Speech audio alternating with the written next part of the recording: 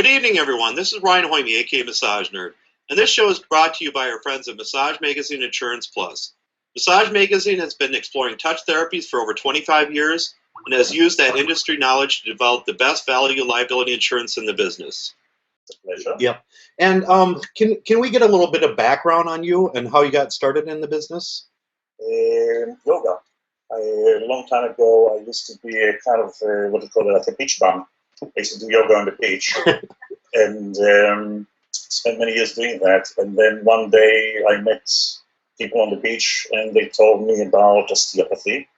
And I was already into kind of body work and interested in how people move and so on. So it was a natural progression. I came here and studied. That was some 28 years ago.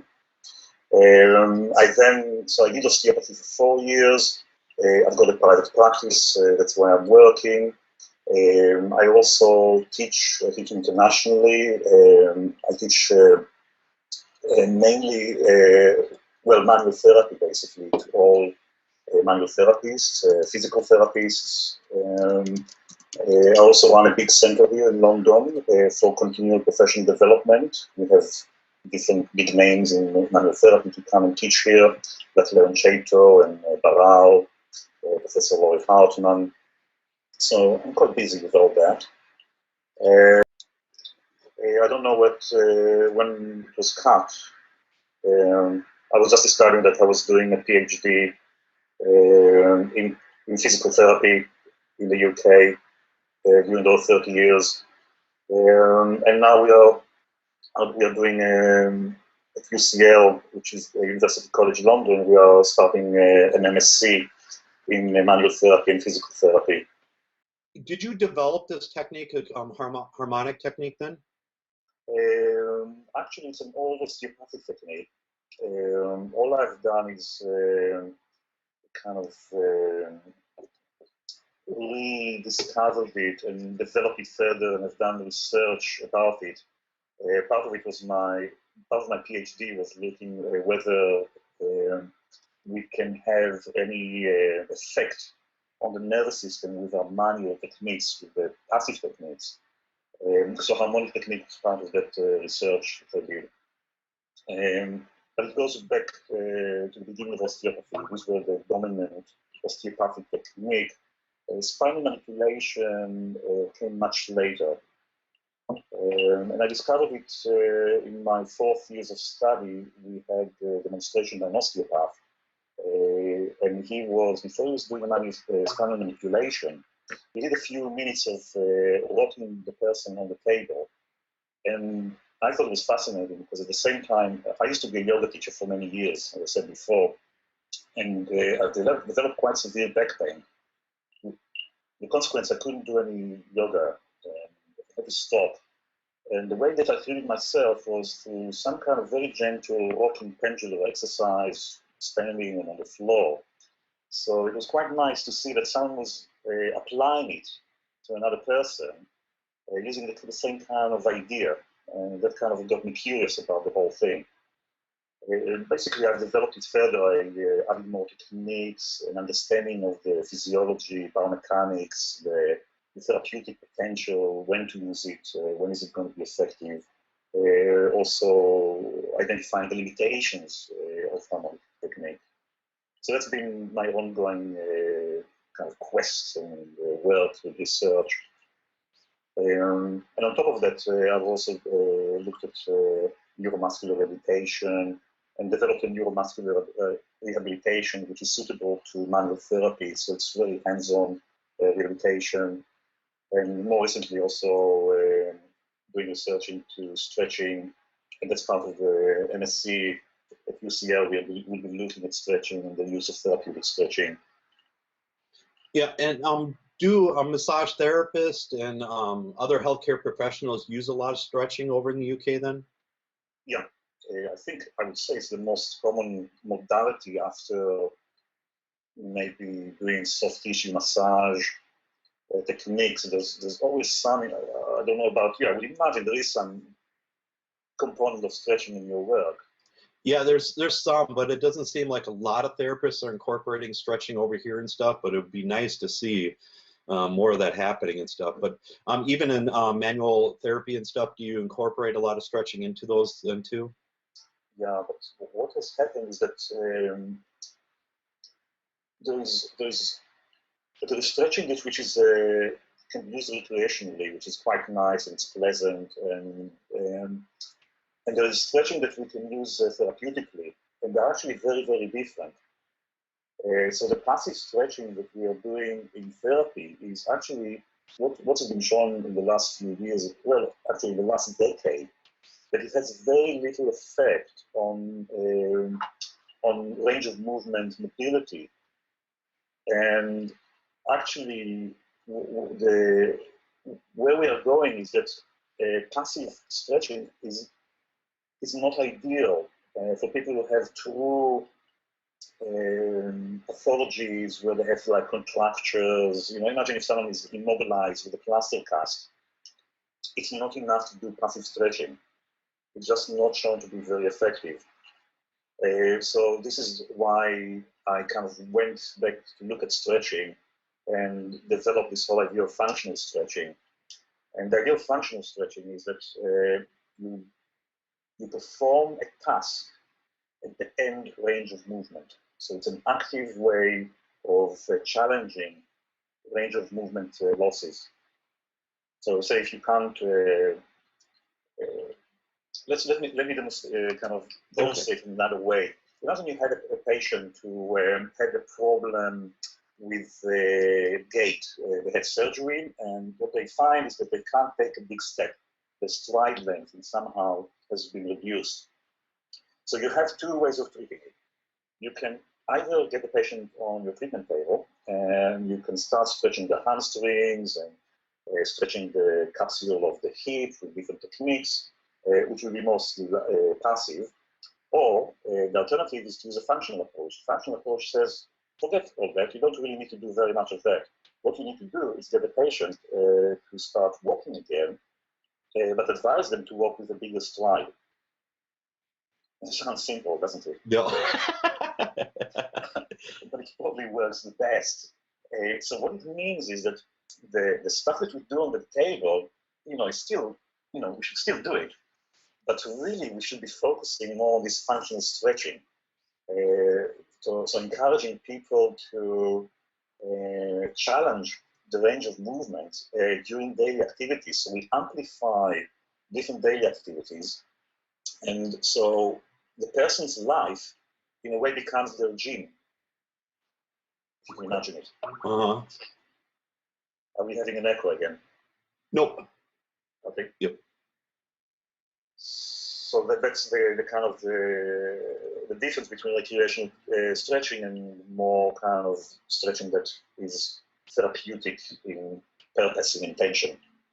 And is the harmonic technique, is that a little bit safer for the body too and stuff? The harmonic technique is very useful for situations where people are in quite a lot of pain.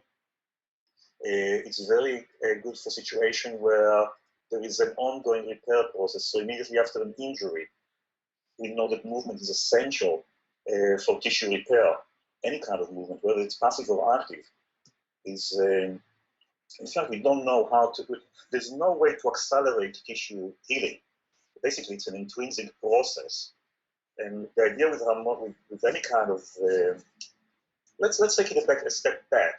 If you can imagine, in order for a person to improve or to recover from a condition, we are dependent on three intrinsic body processes. One is repair. So if you fall and sprain your ankle, repair is taking place, and we somehow have to help it along. The other option is for recovery is for adaptation. It's another process. So if you imagine if you fell and you've been in a plaster cast, your ability to recover your range of movement depends on your body's adaptive capacity. And then the third recovery process is modulation of symptoms. We know that a lot of people, when they come and see us, get symptomatically better, but the underlying condition which they suffer from may still be there. classic example is if you have someone with lower back pain, and you take an X-ray before treatment, and let's say they had the back pain for a year or something like that. So you can see all the change in the spine. You take an MRI scan after 3 weeks when they're feeling a lot better, and of course there's no difference in the spine, except that they don't feel any pain. So as far as they are concerned, they've recovered. So this is a long way to answer your question. How do we use a harmonic? Harmonic is used mostly with repair processes, because we know that we need movement in order to aid or facilitate repair. And we know that it also has a modulating effect, an pain alleviating effect. So this is the main areas that I would use harmonic technique. Because it's passive, it's not likely to have a strong effect on adaptive processes in the body. That's where you need to go into neuromuscular irritation or into functional stretching. So it works really well with manual therapies, other manual therapies then too, would you say? Yeah, it fits very well. So, if say you're doing some kind of a massage, and I don't know what techniques you're using, but let's imagine that you're using something that looks like an effleurage technique on the skin, on the muscles, yeah. What harmonic technique does, it allows you to turn your work into more three-dimensional work. So you're moving joints in quite big ranges of movement. So the big angular swings of the body, and it's what you're doing, you're incorporating kind of a more a two-dimensional work with a three-dimensional movement. And it really fits quite nicely together. Would you be interested in a demonstration? Oh, I'd love it. I can ask my wife to come down.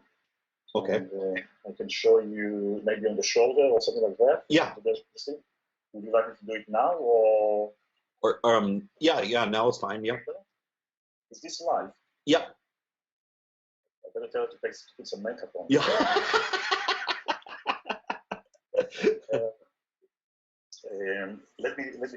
Is it okay for me to just? Yep. No problem. Don't go away. I'll be okay. back. Can you put an advertisement or something on? Yeah. Nothing? Are you free? Okay. You can do a demonstration of harmonic technique if you want. Yeah, we'll do it then. Are we okay to do it in 15 minutes? Yeah, no problem. Anytime is fine. Yep. So I don't know if that helped to answer your question. Yep. So if I have a patient who say has I don't know, they just had recently shoulder surgery. Let's say within the last week they had shoulder surgery.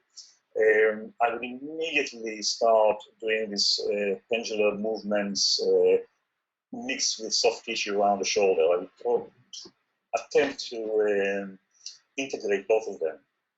So not just do the one. And why hasn't this come over to the United States as much, would you say? I don't know. But are you going to start bringing it over here then? Yeah. In fact, I've just done an online educational video for MedBridge Education with a workshop on harmonic technique and another workshop on neuromuscular technique. So we're getting there. You're getting, yeah. and how because I've been teaching everywhere, all over the world, and I've had circumventing the USA for many years, but finally I'm getting there.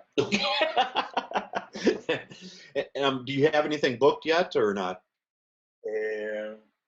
There is talk about June in Minneapolis next year, but I'm still waiting for confirmation for that. Okay, perfect. Yeah, because it's not far away from you. Yeah, just an hour and a half away. So. Cycle. Yeah. How did you build up this whole organization then? I mean, you got very impressive people teaching over there then. Yeah. What do you call it? Coercion? Yeah. Basically, I started. What happened? I was when I was studying. When I graduated from osteopathy, um, I had I had a lot of misgivings about what I've learned. Um, I just didn't think it was that great. And so I had two choices: either kind of disappear and not do osteopathy, or kind of rethink it out, really look at what it really means to me, and but also start looking at the sciences and see whether can the science inform me about what I'm doing. It was heavily lacking in my education. And so I started this quest of relearning and redefining and building new models of understanding of how we're working as manual therapists. So it's not just for osteopathy, but also for manual therapy. And through this process, it was very clear that other people were kind of looking for the same kind of things. So to create a center of excellence where we bring leaders in the field to talk about what they believe in, or bring top people to talk about the research. We used to get people like Professor Patrick Wall, the pain guy. Top people came and still do. And that was a way of my philosophy to bring the science, to raise the standards, give people more information, increase the scope of what we are doing, but also to not to make it discipline specific, to bring everybody together. I was interested in, and still is, in this meeting place where a massage therapist will come and sit together with a PT and an osteopath in a class, and they'll be exchanging ideas, they'll be challenging each other. This is where kind of things begin to grow in this kind of environment. So this is the idea of this center. Yeah, that's very impressive because there seems to be a big separation between physical therapists, massage therapists, and chiropractors over here and stuff. So, That's right. yeah. It's only a professional. It's only a professional division. On the ground, we are all doing exactly the same thing, more or less. Yep. And we're touching people in a therapeutic way, and using techniques which a lot of the time are very, very similar to each other. I mean, osteopathic soft tissue is no different to probably what you are doing. Osteopathic manipulation is no different from PT manipulation, chiropractic manipulation, and so on and so forth. It's just kind of disciplines create these kind of boundaries. And that's why I also wrote the book, The Science and Practice of Manual Therapy. And one of the reasons I had 3 forwards, one from PT, one from a physio, and one from a chiropractor, just to show basically that we are all looking at the same thing. We're working with the same ideas, with minor differences. But really, it's very, very similar stuff. And do different professions over there get along pretty good then too, would you say?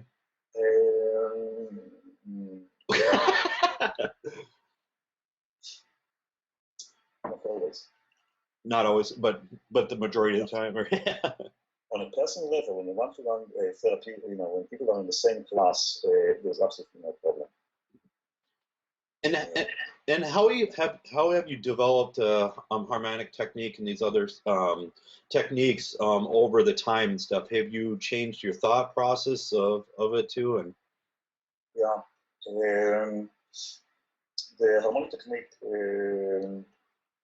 developed from really clinical success. I actually found it more effective than a lot of things that I've learned during my osteopathic studies. Although it was not something that was taught in the school, although it's an osteopathic technique, surprisingly. So that was developed as a consequence of that, and also again, once I understood that we're dealing with body processes, so we're dealing with these three recovery processes, say before repair, adaptation, modulation of symptoms, then what I'm doing now is I'm looking, so basically what we're doing is we're trying to, with any of those processes, we're trying to create the ideal environment in which these processes can be optimized. Okay? So if someone has a repair process, we are trying to optimize that because it's an intrinsic body process. So that's how my thinking goes nowadays. I develop according to, maybe let's take it a step back. A lot of manual therapy is about, we learn a technique and then we apply it to everyone, almost to any condition. So what we, in the kind of traditional way of teaching, if you learn a certain type of soft tissue technique, no matter who comes through the door, you will see the patient through your technique. We saw them, so if it was spinal manipulation, we would see them through spinal manipulation. We actually don't, we are not seeing the patient's needs, what they actually require for the treatment sometimes. And so I kind of reverse the whole process. What I'm saying to myself when a patient comes in is, what's wrong with you? What are the processes that we are dealing with? And then I choose from my, I've got a cupboard there with techniques. I'm choosing something that would suit the patient's need, rather than the other way around. And so a lot of the stuff that I develop is really about that.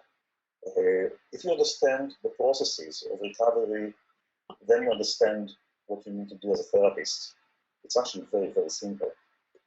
What we've done is we really complicated. We complicate it so much that we don't even understand it ourselves anymore. So that's why we need to go take a step back and look at body processes. What are the body processes that we are dealing with when a patient comes in? Yeah, that's so nice because some therapists and stuff, they get so stuck on a style or a technique and they think that's going to treat everybody kind of thing. But it's so nice you're you can use this, you can use that, you can use many different things then. Absolutely, absolutely. And not only that, why restrict yourself? Why are we married to one technique? Imagine if you have a whole range of things that you can do, how much more you can help your clients. It completely changes the picture. So suddenly, from massage therapists treating, you can progress to treating people who have been in surgery or, had major life events. It can be, towards rehabilitation, incorporating movement into your work. And who said that we need to just work on the table? And maybe we can, manual therapy can be done in standing and moving. So if let's say, how do you define manual therapy? Does it have to be passive and on the table? Where was this decision ever made? So if a yoga teacher is helping one of their students to bend forward manually, so she's pushing the client or the student, it's a form of manual therapy.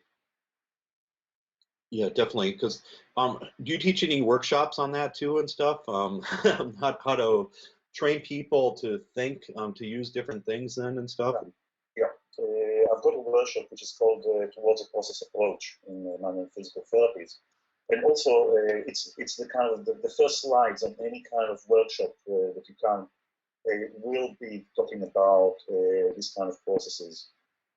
And also next year, we are planning to take personal trainers, yoga teachers, Pilates teachers, and we are going to upskill them so they are able to also do musculoskeletal assessment and also be able to manage different conditions using these kind of principles that I've been talking about so far. So yes, we are applying it in a big way for next year. Well, that would be great because so many people need that kind of direction and stuff. And yeah, I mean, there's a lot of stuff that I've already written. For example, in the Science and Practice of Manual Therapy, the process model is already there. It's not named as a process model, but it's already there, and there's it talks about the 3 dimensions of the working. in the body tissue dimension, neurological dimension, the psychological dimension, that some of our work, so if you work on the hand, you have local effects, physiological effects, that's on the tissue dimension, but also there are effects that are on nociception, on pain, so these are neurological processes, or neuromuscular, so that's also in the neurological dimension, but we also have very, very strong influence in the psychological dimension, which we sometimes don't like to admit. Yeah. Because the psychological dimension is messy, because it's not so clean in a way that you know what the outcome will be, because different people react differently to different forms of touch and so on. So it's not like working with just like soft tissue or stretching, where you roughly know what will happen next. But probably a lot of the effect that we have in manual therapy is in the psychological processes, and I think that's important. And we actually we run courses specifically on that. My wife, which you might see in a minute, she's a devoted psychotherapist, so she does a lot of work with me. We bring psychology to manual therapists, and we bring body to psychotherapists. That's a kind of forte. And we run workshops on therapeutic touch, what it is, what happens during the touch event, what the psychophysiological responses of people to touch. Fascinating stuff.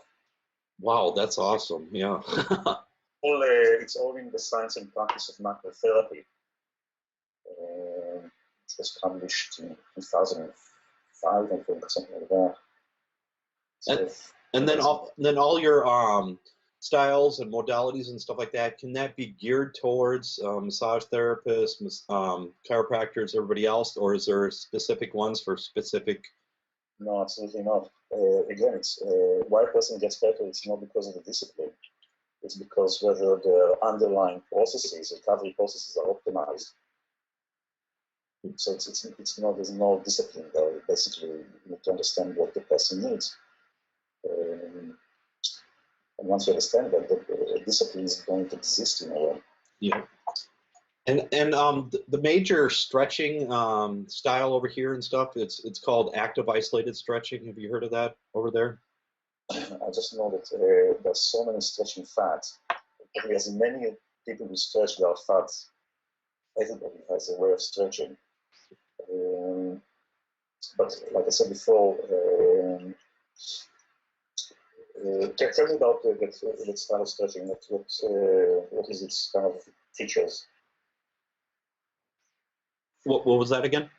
What are the features of this form of stretching? Oh, it's basically it's more of an active form. So the client actually helps out with the stretching for 2 seconds, and the therapist just helps push it a little bit farther, and then they relax for like a second and a half, and then for 2 more seconds they try to push a little bit farther. So like 10 to 15 repetitions.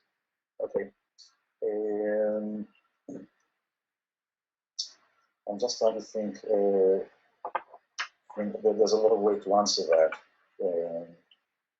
But the question is, why do we stretch? So we are assuming that the people that are being stretched have some kind of lack of mobility. Would that be correct? Yeah. Yeah. And so, so in order to recover mobility, so we are looking at adaptive processes in the body. So if you're looking at recovering, increasing muscle length or reducing stiffness or something like this, we're looking at processes that are going to take some time. We're talking about adaptive processes. Okay? Uh-huh. Okay. Now, there is something about adaptation that is not in basic principles that has not been prominent in manual and physical therapies, in therapy. And as a consequence, a lot of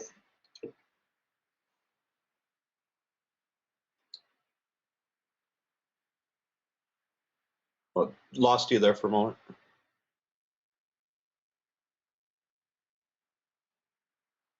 Hello,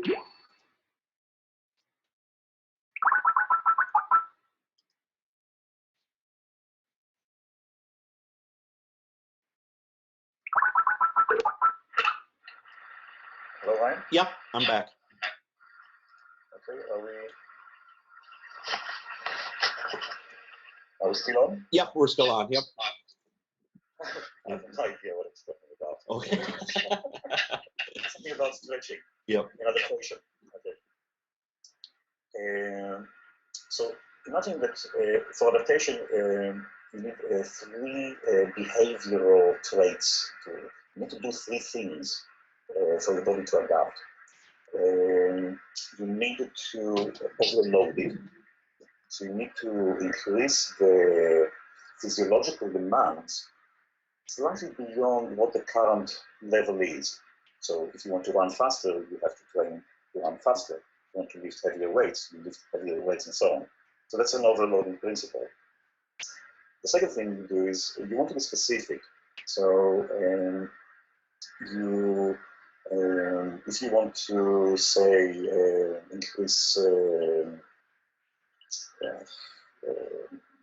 it's a long because it's a long topic. Let's say if you want to increase your cycling distance, playing tennis is not going to help it, obviously. Okay, the gains of tennis don't transfer to the improvement in cycling. They are dissimilar activities. So that's the specificity. So it's got to be specific to what we're trying to recover. So it goes back to what we were saying before, that if we are trying to passively stretch somebody on the table, we've got a stride range problem. Doing it passively on the table will not transfer to standing and walking because it's dissimilar. That's the specificity principle. And it's not well taught in manual therapy. And it should be one of the key components in teaching. That specificity of training. And the last thing, the third thing that you need for adaptation is the duration of exposure. So we know that the duration of exposure needs to be in hours for each day.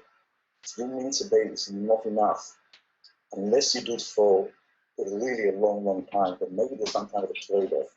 But if you want to increase your range of movement, and activate this adaptation process, you need to really do it for a long period of time. So, for example, it's estimated for, let's say you get a stroke patient who has contracture, it's estimated that they need to stretch 6 hours a day to overcome and compete with the motor control that directs the muscle into shortening.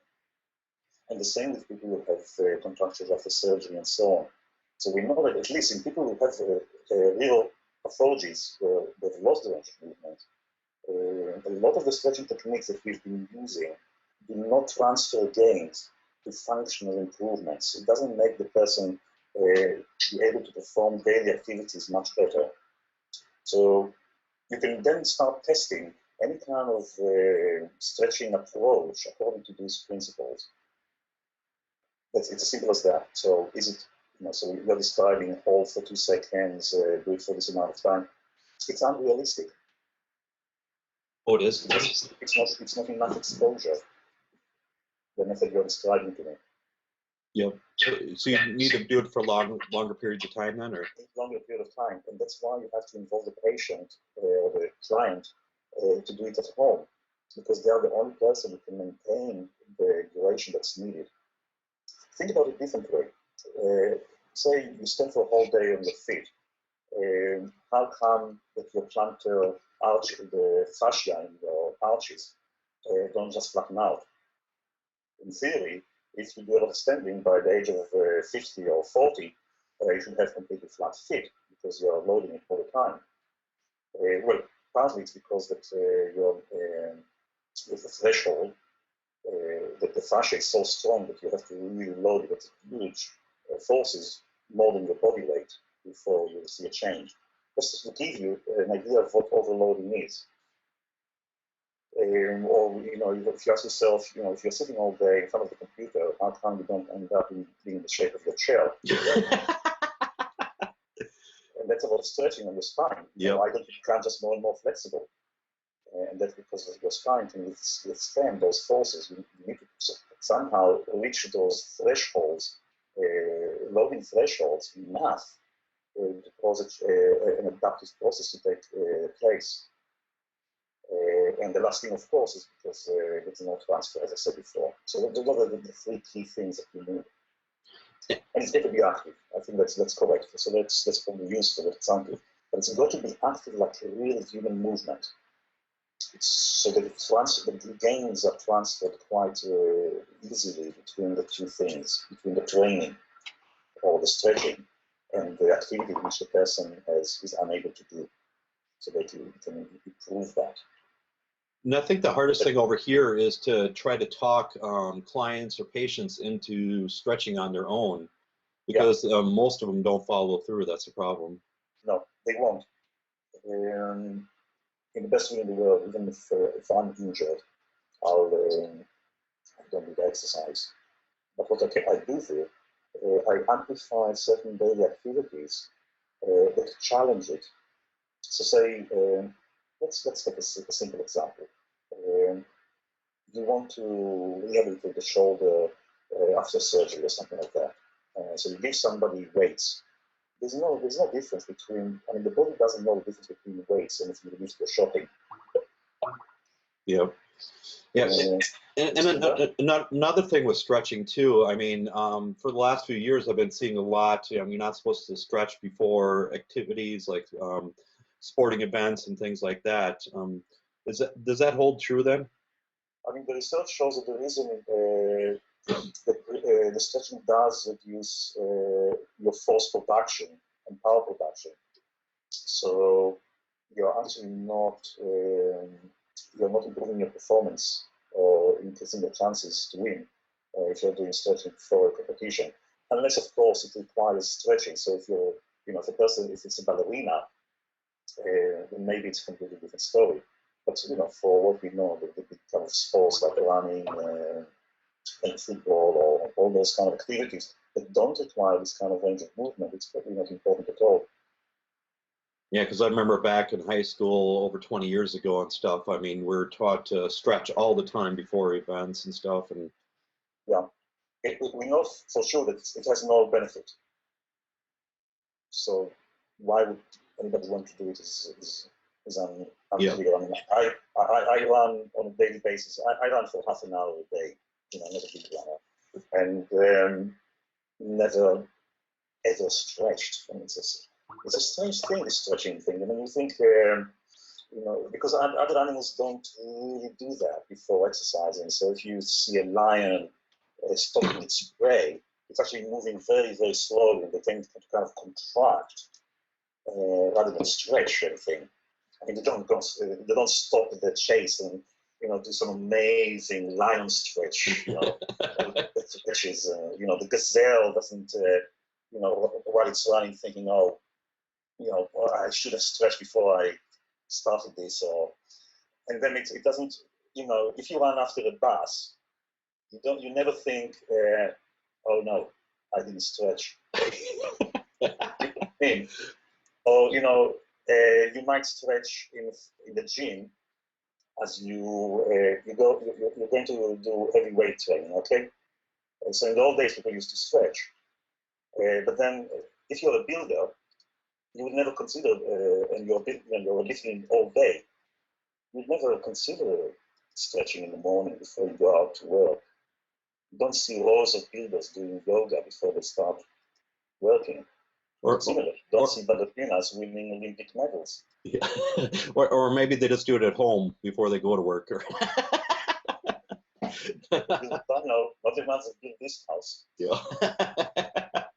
and is there any trick to get clients to stretch more on their own at home and stuff? Is there anything that you talk to them about, or? No, just what I said before. You identify daily activities that require stretching. So if you can't lift your arm up, I can give you stretching exercise traditionally I would give you stretching exercise for your arm. This kind of a functional approach, what I tell patients is use your arm, don't save it, try to use it as much as possible above your head. So actually put things in the kitchen above as much as possible.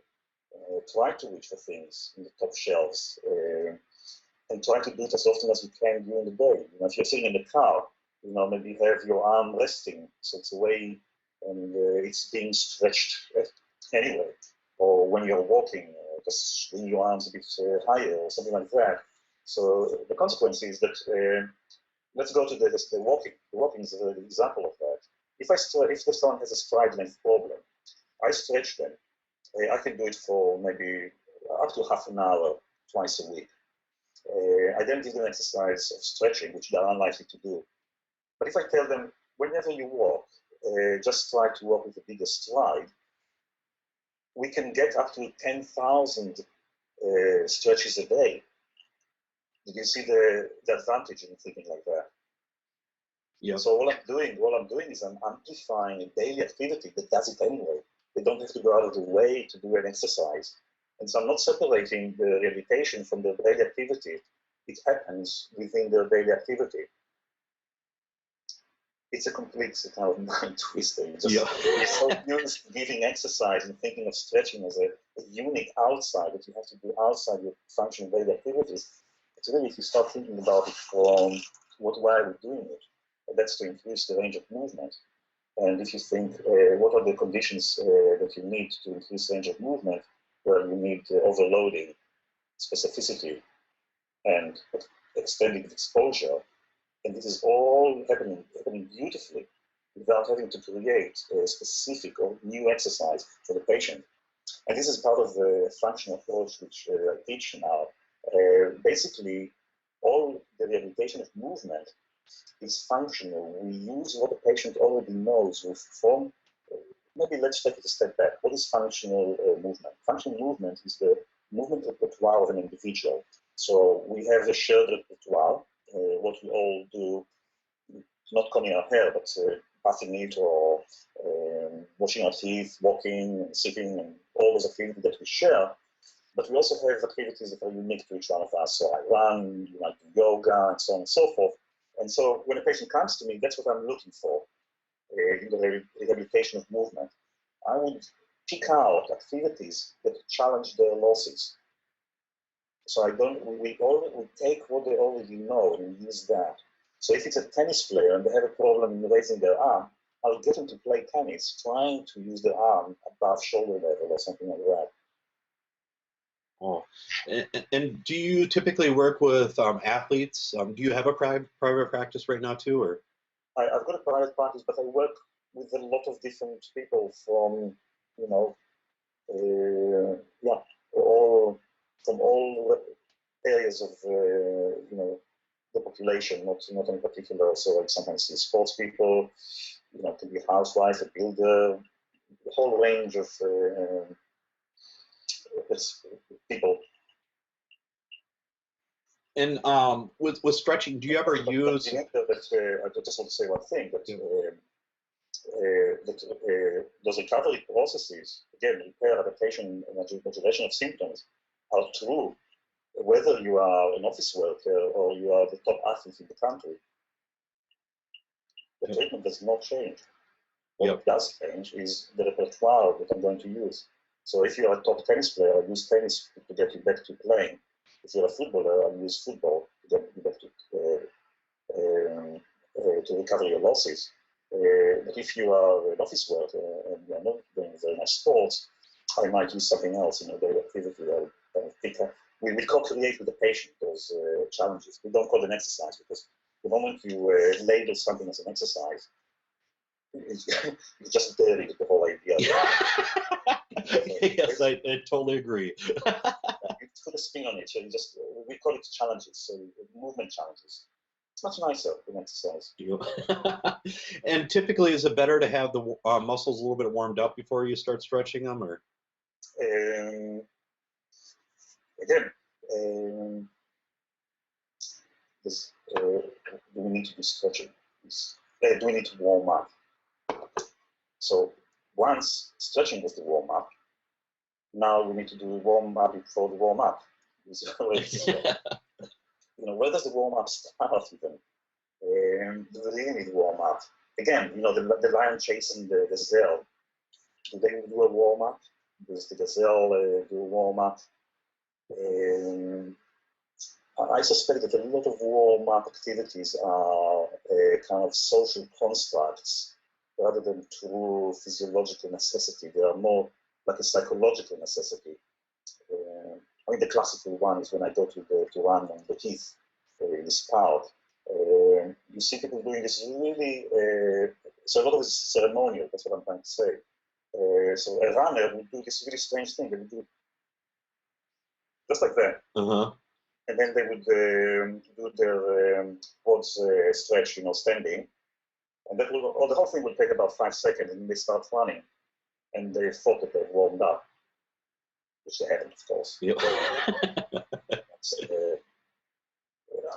Something later. Sorry, just going to demonstrate the harmonic technique. We'll do it in a minute. Okay. But, again, animals don't do warm-ups. They are basically designed to operate from 0 to 100% efficacy and efficiency. We don't really need to warm up. No other animal does it. So it's a curious human thing. Maybe humans know better. But evolution has been there for a long, long time. I think a lot of this kind of human activities meddling necessary. Now I'm saying all that. The research on warm-up doesn't show that it does anything. Actually, it doesn't prevent injuries. It doesn't increase performance. So even the research does not support the need for warm-up. I personally don't use it. Never suffered an injury, but that's an experiment in one, which is. I don't know if you want to take that experiment. Yeah. But I think if you want to run, just if you're fearful of starting it all at once, just run a bit slower and faster and faster. If you play tennis, just play a little bit more easily and then build it up to more. But even the research that looks at that has not found it to be of any benefit. So it could be just psychological that we are kind of placing ourselves into believing that it's helpful. So we're psyching ourselves up before we are exercising. That's definitely good to know, because the thing is, a lot of people that are still talking about warming up and all these different kind of things, sometimes they don't have they're educated many years ago, but they just don't keep up with all the research and things that are going on. And it's an interesting thing. What do we mean by warming up?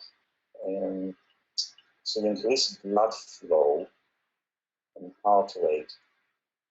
But in quite a lot of sports activities, there is a gap, there's a time gap between the warm-up and the actual competition.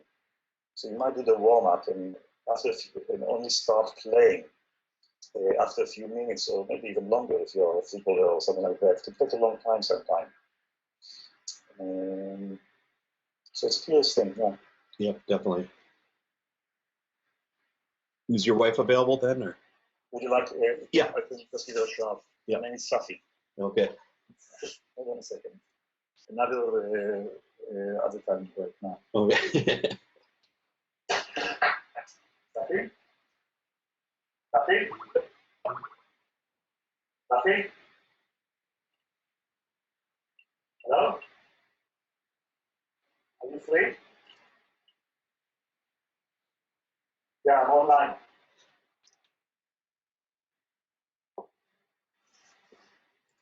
Are you still there, Ryan? Yep. Okay.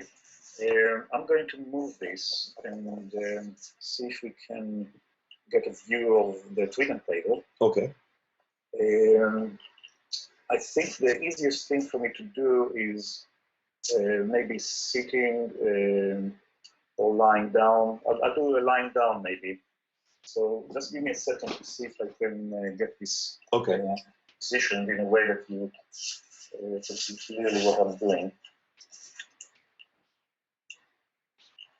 So here is a treatment table.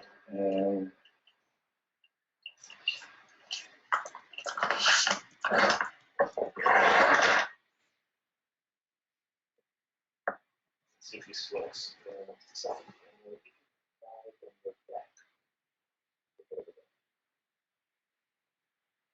Say hi, they're being watched by millions of Americans. Yeah.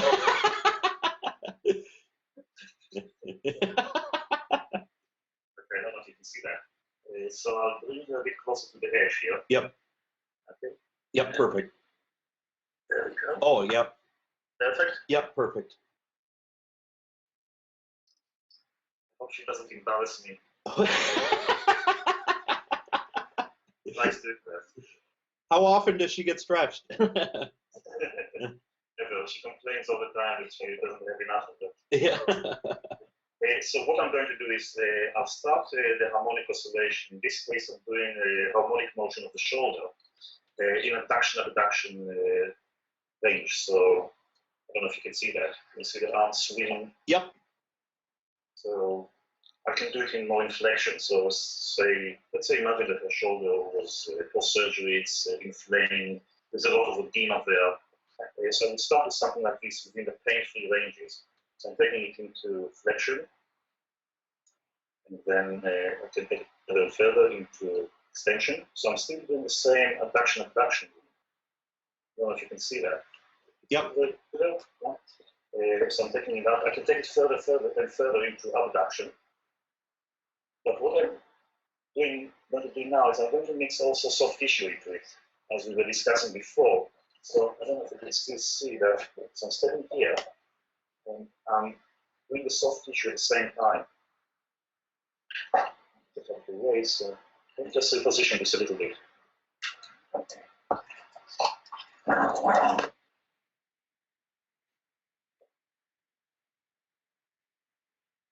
So what I'm doing is I'm pumping the shoulder and imposing intermittent compression there to pump the edema to stimulate flow.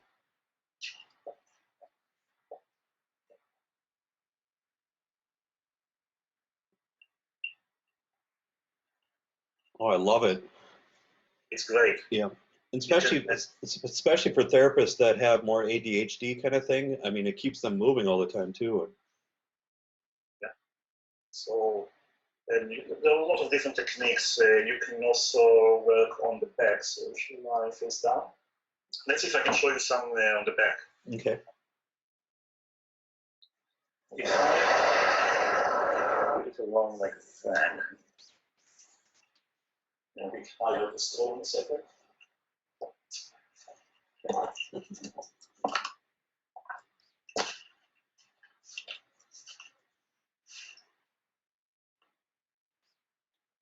Can you see that? Yep. Okay.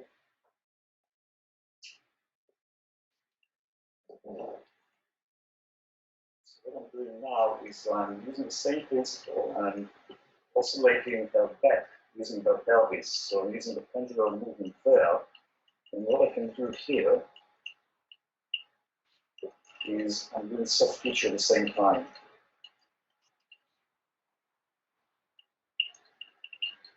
So I can work into the materials, I can work into the hamstring at the same time if I want.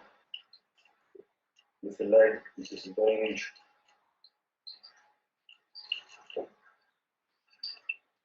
Yeah. Also working on the same side from this side. So I'm still using the same oscillation, but here I'm compressing more, so it's more like pumping.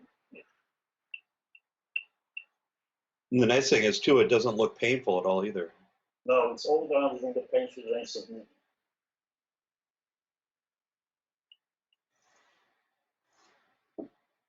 So you haven't seen this before? Nope, not this style. Nope. No, that's nice.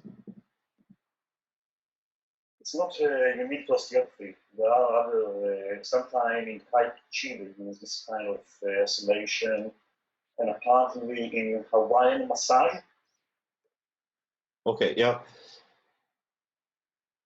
Yeah, a few years ago I took a Lomi class and stuff, and did they have that? I don't remember a lot of rocking like that. And, No. Okay. I was told this by somebody on campus, and I'm not sure. Is that okay? yep, perfect. Thank you. Okay, thank you, Safia. Oh, what a shame. That's the problem. The moment I start, it's never ending. So now she has to wait another month, right? Not a month, more like a year. Yeah. It's the old story of the the cobbler's children walk barefooted. Yeah. It's always like that. Awesome. Okay. Let me just close this. Okay, I'm back. Okay. And what can we expect from you in the future then? Grief.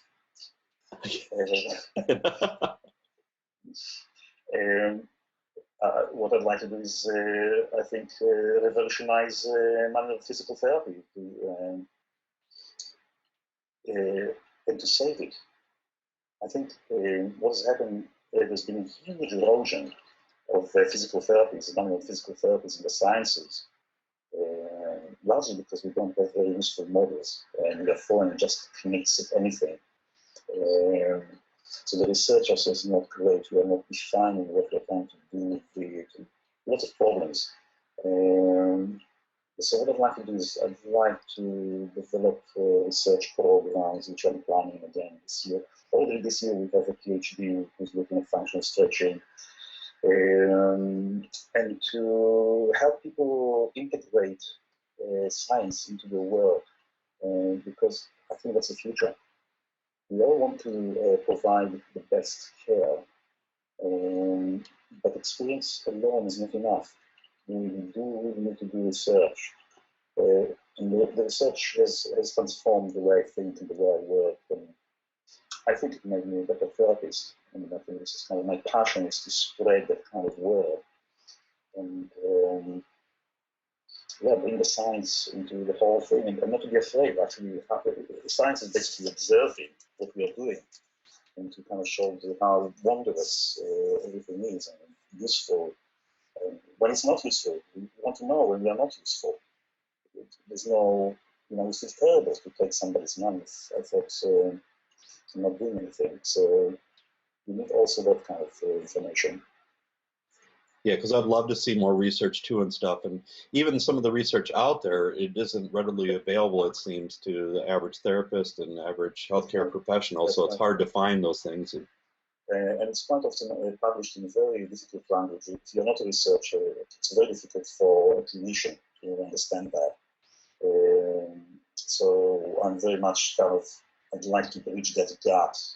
That we produce papers that are aimed at researchers for academic purposes, but we should also have research that is written in a way that people can immediately take information and use it in clinic and so on. I think that's quite important. And your future thing is you need to get over the United States soon, okay? I will. Okay.